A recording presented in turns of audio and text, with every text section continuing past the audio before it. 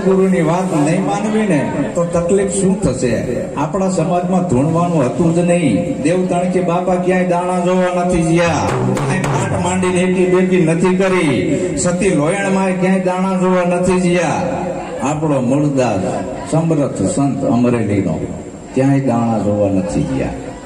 અને આપણો અત્યારે સમાજ એટલો બધો અવળા માર્ગે વર્યો છે કે જ્યાં કોઈ ભૂલું ધૂણતું હોય ને ખમા ખમા તો પગમાં પડી જશે. દે દે માડી, કાં તો વેણ દે ને કાં તો વધાવો દે, કાં તો એકી દે ને કાં તો બેકી દે. હજી ત્રેકી સુધી છે આવી નથી.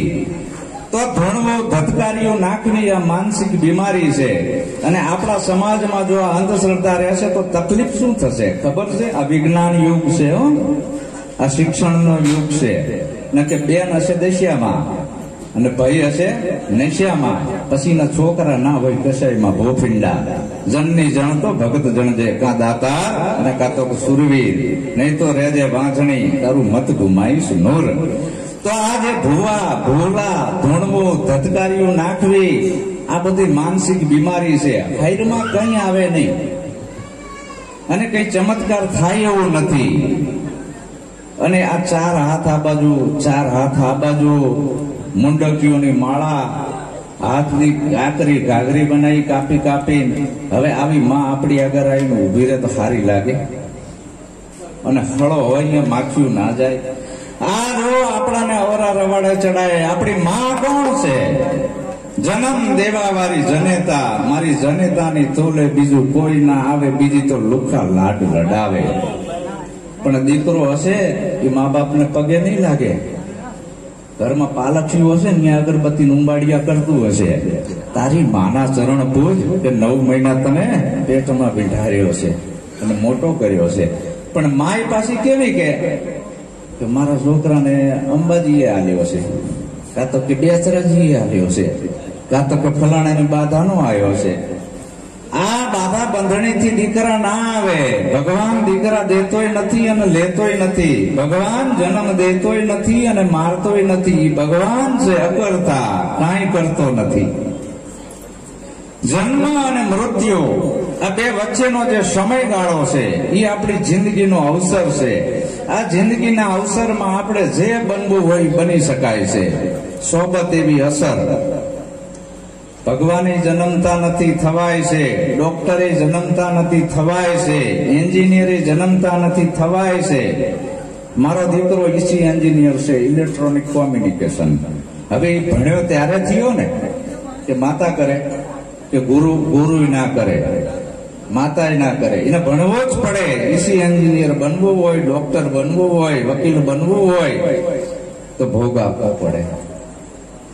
તો ઊંચામાં ઊંચી ડિગ્રી કઈ છે? સંતની. મોટામાં મોટી જો ડિગ્રી હોય તો સંત અને ભગતની છે. જનની જણ તો ભગત જણજે. જો છે ને મોટામાં મોટી પદવી, તો આપણા ઘરની અંદર આ અંધશ્રદ્ધા નીકળી જ આવી જોઈએ.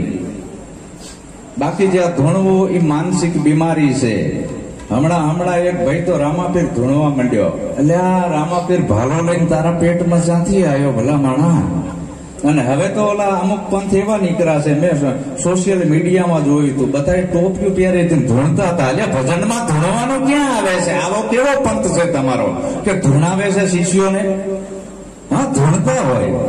જયદેવ બાપા કે આ બધા મનના તરંગ માર લે, હો ગયા ભજન. અને હવે તો મુજરા કરતા થઈ ગયા છે. નાચના કૂદના તાલકો પીઠના રાંડિયા કેલકી ભક્તિ નાહી. આપણે સોશિયલ મીડિયામાં જોઈ એટલે મુજરા દેખાતા હોય, ક્યાંય સત્ય નથી. તો આવું જે સાચું કહેવા વાળા સતવક્તા કરોડે એકાદ હોય છે, ચાચા નથી હોતા. કારણ કે આ રાહ છે મરજીવાનો છે. તો મારો સમાજમાં કેમ ઉન્નતિ આવે, કેમ ક્રાંતિ આવે, મારો સમાજ કેમ સુખી થાય, એ સંતની ભાવના હોય. સંત બીજું અહીં લેવા ખાવા માટે આવતા નથી.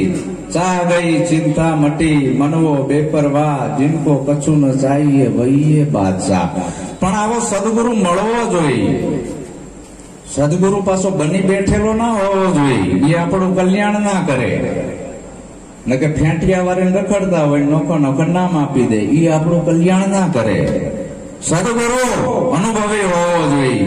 નિરાજ સ્વામીના કીધું કે ગુરુ કેવા હોય કે पूरा गुरु मिली आया, मैं तब जानू पूरा गुरु मिली आया, पूरा गुरु की यही निशानी अपना ही आप लिखाया। मैंने मारी ओळख कराई।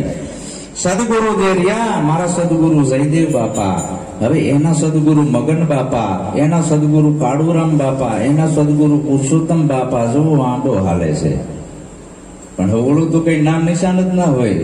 बापू कहाँ से आए हो? हम जूनागढ़ से, गिरनार से आए हैं, 1008 है। किसने लेबल दिया है? आपका गुरु कौन है? કારણ કે વાળ વગર કોઈ દી વેલો સડે નહીં, અને વાળ વગર જો વેલો સડ્યો હોય તો સમજી લેવાનો ખોટો છે। મહાન મહાન પુરુષોને સદગુરુ શરણે જવું પડ્યું છે ત્યારે આત્મજ્ઞાન થયું છે। રામ અને કૃષ્ણ જેવાને ગુરુની સેવા કરવી પડી છે, રામાપીરને ગુરુની સેવા કરવી પડી છે। વિશ્વામિત્ર દરેક જેટલા મહાપુરુષો થયા બધાએ ગુરુના શરણા સેવ્યા છે। ગુરુ વગર મુક્તિ નથી। તો આ જળ બુદ્ધિના કાંઠે ઝાંકરા, ભુવા ભૂપણની કાંઠે ભ્રમણા, સત્સંગ કરીએ આવા સંતનો, અંધશ્રદ્ધા મટી જાય। કોક દિવસ તમે ટ્રાય તો મારજો, 4 રસ્તામાં નાળિયેર હોય એ ખાઈ જજો, જો તમને કઈ થાય તો મારી જવાબદારી।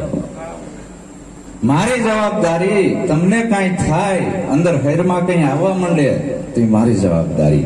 4 રસ્તા પર લીંબુ મરસા હોય, ઘરે આવીને શરબત બનાવીને લીંબુ પી જજો, મરસા વગાડીને ખાઈ જજો। તમને કઈ થાય તો મારી જવાબદારી। હું કાયદેસર લખાણ આપું છું કે અમારી જવાબદારી તમને કઈ થાય તો, અને તમને કઈ વળગે નહીં। અને આપણામાં તો આપણા ભૂલા છે ને, પેલા ઘરે આવે અને દુખી હોય ને ધંધો હાલતો ના હોય કે તારા ભાઈએ તને કઈક કામણ કરેલું છે, આપણે સાચું માની જવી। જો કુટુંબમાં તળા પડાયા અને છોકરા ના થતા હોય કે તારા પીરની બાધા રાખ અને પીર થજાયું, આ ભૂલાનું કામ। એટલે સંતની જરૂર છે, આપણા સમાજને સંતની જરૂર છે, અને સંતની વાત કોઈ માનતું નથી, અને સંતની વાત માને તો સુખી થઈ જાય। સંત કોઈ દે ખોટું બોલતા નથી, સત્યનો રાહ બતાવે છે। મરદાસ બાપા ખોટું નથી બોલ્યા એટલે ઊંધા ગધેડે બેસવું પડ્યું। તો સદગુરુ બીજું શું કરે?